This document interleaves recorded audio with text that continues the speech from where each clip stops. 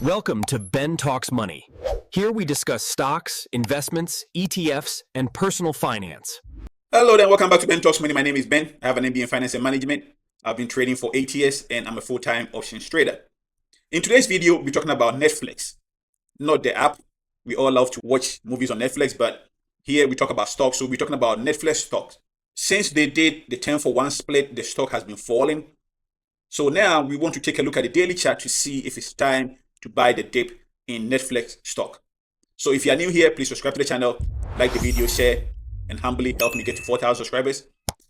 I'm close to it, and your subscription will go a long way in helping me do that.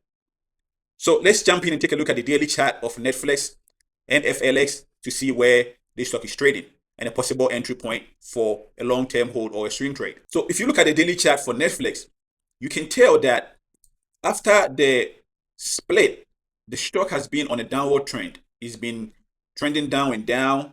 It tried to break above this zone here, about $126. It couldn't. And since then, it's been drifting and drifting and drifting downward. And right now, we are sitting here. It came to $100.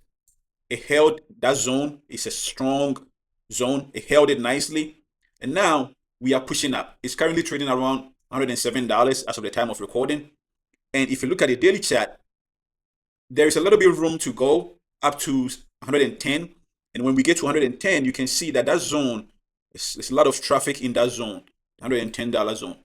So I expect some form of a resistance when we get to around 109, 110. And if we are able to break above it, there's room to go to 115, which will also be the 50-day SMA. So if you are looking to buy Netflix for a long-term hold, this is a good level for you to get in. Stock has been trending downwards. They have strong fundamentals. There's a lot of deals in the pipeline for Netflix. They are trying to acquire other media companies. They are looking into live sports, which would be a huge deal for Netflix if they're able to get live sports, let's say like the NFL, the NBA, or even European football. If they're able to get any of those live games, which they are actively working on, if they are able to get that, this stock can easily go to $150. So there's a lot of room for Netflix. There's a lot of potential for Netflix if you're looking to buy for the long term. Get a startup position. When you come down to test the $100 level, you can add more to it. When it breaks above 110, you can also add. And then your next addition will be 115 if it breaks above 115. The stock right now is sitting as a really good area. It has fallen a lot. It has fallen almost 10% from the highs, more than 10% from the highs. And this is a stock that is not like the rest of the tech stocks, right? This is not heavily on AI. They are basically on their own lane when you compare Netflix to Apple, Nvidia. And Netflix is a little bit on his own lane because they are just dependent on content and they keep adding subscribers every single quarter. They keep growing their subscription base every single quarter and they keep adding new content to the platform on a daily basis. So if they are able to get the deal, if they're able to get a live sports on Netflix, it's going to be huge for it because it's going to draw new users on the platform every single day. Most of us, we watch sports on different platforms. We spend a lot of time, especially on the weekend, watching all forms of sports. But if Netflix is able to get that, the more subscriptions that they're able to get, because getting those sports deals means that they are taken from another broadcaster.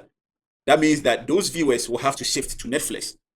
So I'm looking to buy Netflix. I already have some calls that I bought around $104.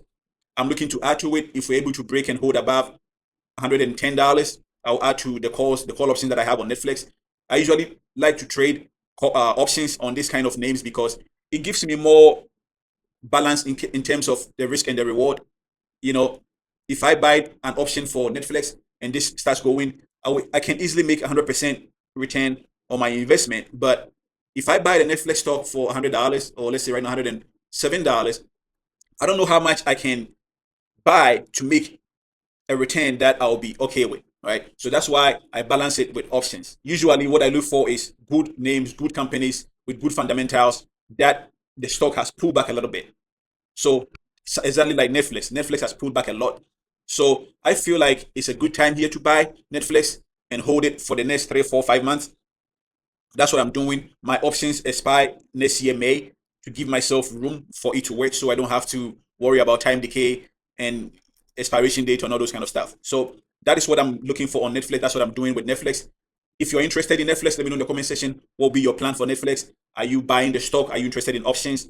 Or what other stock are you looking to buy? Let me know in the comment section. And if this video is helpful to you, please like, subscribe to the channel, like the video, share, tell a friend to tell a friend. And until next time, let's keep talking money.